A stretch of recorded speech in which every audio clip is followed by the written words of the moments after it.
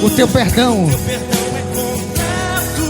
Ele sara minha alma. Ele sara. Ele sara minha alma.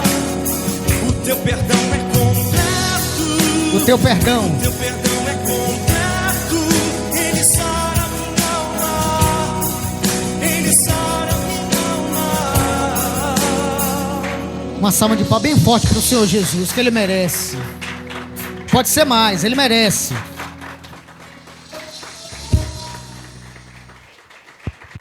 Amém. Amém?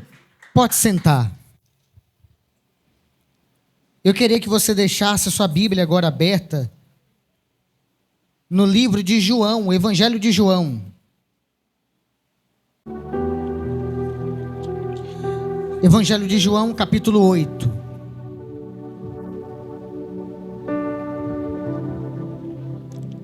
Se você tiver dificuldade, só é você levantar suas mãos, que alguém vai estar te ajudando. Ou o Luciano que está em pé, ou a pessoa que está do seu lado, atrás, à frente. Essa pessoa vai te ajudar. Tema da pregação nessa noite. Eu queria que você repetisse comigo em alto e bom som. Vencendo o inimigo. Novamente. Vencendo o inimigo. Agora preste atenção, olha para mim. Quando você enfrenta uma guerra e você não sabe com quem você está lutando, qual é a chance que você tem de vencer? Nenhuma. Porque você não sabe com quem você está lutando. Você não sabe as estratégias do seu inimigo. Você não sabe do que seu inimigo é capaz. Então por isso que nessa noite nós precisamos entender como vencer o nosso inimigo. E o tema, vencendo o inimigo. Mas de antemão eu queria que você já entendesse. O inimigo não é a pessoa que está do seu lado. O inimigo não é seu vizinho, sua vizinha. O inimigo não é seu parente. O inimigo se chama Satanás. E qual é a missão de Satanás? Ele vem para a terra e ele tem uma missão. Você sabe qual é a missão dele? 3. Primeiro, matar. Repete comigo: matar, roubar e destruir. E algo que você precisa entender sobre esse inimigo, que ele não se importa com idade. Para ele não interessa se você tem 80, 70, 50, 40, 30, 20, 10 anos. Para ele não faz diferença.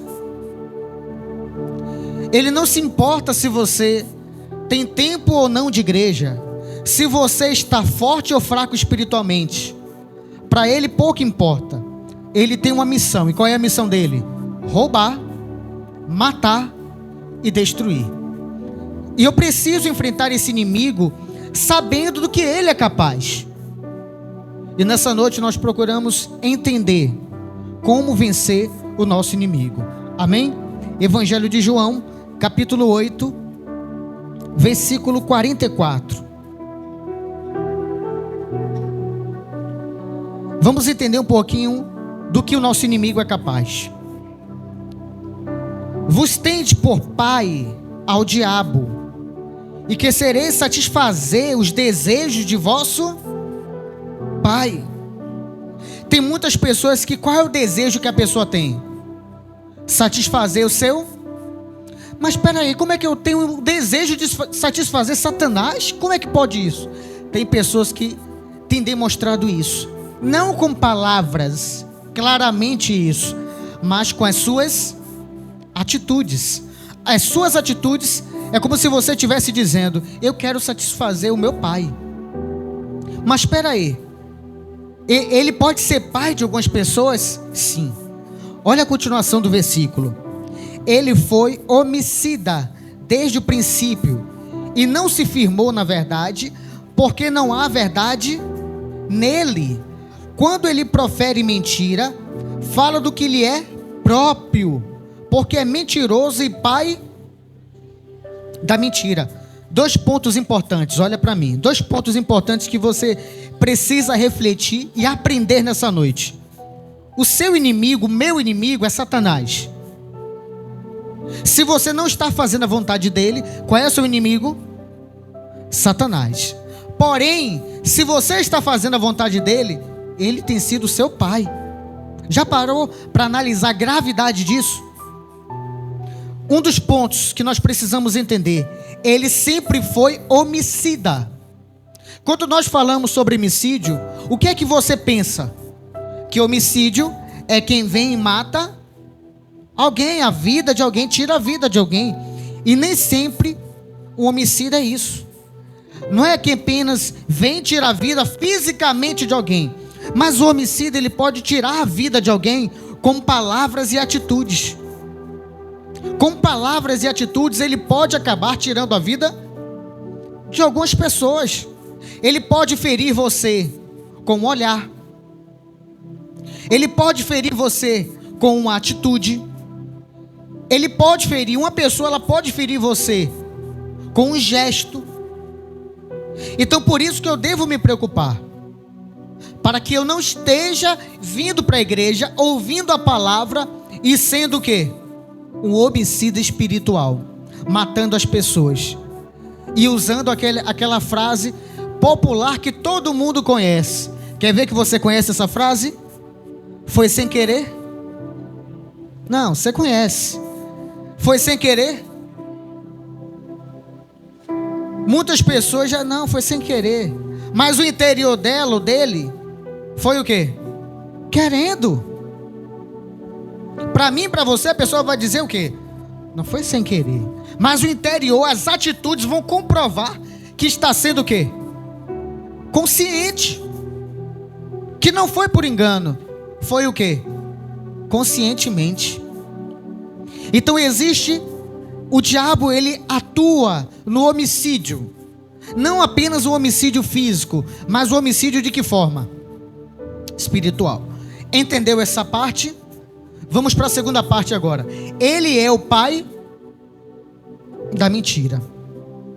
Todas as pessoas que andam na mentira não podem se dizer filhos de Deus. Quem conhece alguém mentiroso, levanta a mão. Eu conheço. Talvez você que tenha levantado a mão goste de mentir. Então você deve tomar cuidado, porque se você pratica a mentira, vive na mentira, quem é o pai? Satanás. Tem pessoas que a Bíblia fala que não há verdade nele. Então se a Bíblia fala que não há verdade nele, ele não apenas mente com palavras, mas as suas ações e atitudes, não existe o quê? Já viu aquela pessoa que chora? Chora, cai em lágrimas, mas são lágrimas de quê? Crocodilo. São lágrimas mentirosas. Viu aquela pessoa que chega para você e fala assim: me desculpa, mas você sabe que a desculpa, o pedido de desculpa está sendo verdadeiro? Não, está sendo mentiroso, está ali só para te enganar. Então eu devo tomar cuidado com essas características, porque se existem em mim essas características, eu não posso vencer a quem? O inimigo. Mas eu posso vencer o inimigo quando eu combato essas atitudes. Você entendeu o Evangelho de João, capítulo 8, versículo 44? Agora você vai ler comigo 2 Coríntios, capítulo 4.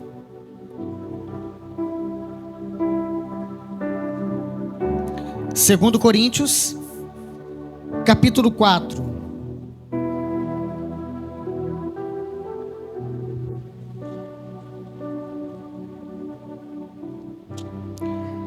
Capítulo 4, versículo 4. Esse primeiro momento nós estamos conhecendo o inimigo e como ele age. Você está conhecendo nesse momento o inimigo e como ele age, quais são as suas atitudes, o seu pensamento. Diz assim: nos quais o Deus, em minúsculo, está escrito Deus, por que em minúsculo? Não está se referindo a quem? O nosso Senhor Deus. Mas a quem? ao Deus desse século, lê novamente comigo, nos quais o Deus deste século cegou os entendimentos dos incrédulos, para que lhes não resplandeça a luz do evangelho, da glória de Cristo, que é a imagem de quem? Olha para mim, o que significa isso? A palavra de Deus, quando ela é dita para o ser humano, o que é que gera na pessoa? Arrependimento. Ninguém consegue resistir à palavra de Deus. Porém, por que muitas pessoas têm resistido à palavra de Deus? Já parou para analisar o que é isso? Porque o Deus desse século, Satanás, tem cegado o entendimento das pessoas para que ela ouça a palavra e não faça o quê? Não se renda. Você vai ver pessoas que ela vai vir, mas vai chegar um momento que ela vai ficar e depois vai fazer o quê? Sair. Ou ela vem e não muda nada. É como se ela tivesse saído para um local que não fosse o local, a casa de Deus. Mas por que isso acontece? E isso vale para pessoas que estão há 1 mês, 2 meses, 3 meses. Tem pessoas que têm 10 anos ouvindo a palavra de Deus, mas não muda. Mas por que não muda? Porque o Deus desse século cegou o entendimento para que a luz do evangelho, a palavra de Deus, não possa resplandecer sobre a vida de quem? Se você tem muito tempo, principalmente você, que tem muito tempo que ouve a palavra de Deus e não foi transformado ainda pelo evangelho, cuidado.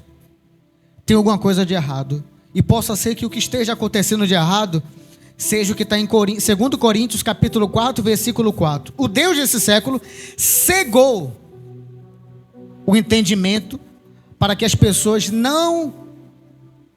para que a luz do evangelho não resplandecesse sobre elas e elas se arrependessem, se entregassem para Deus. Está entendendo o perigo? Agora você já entendeu como é o seu inimigo e como ele age.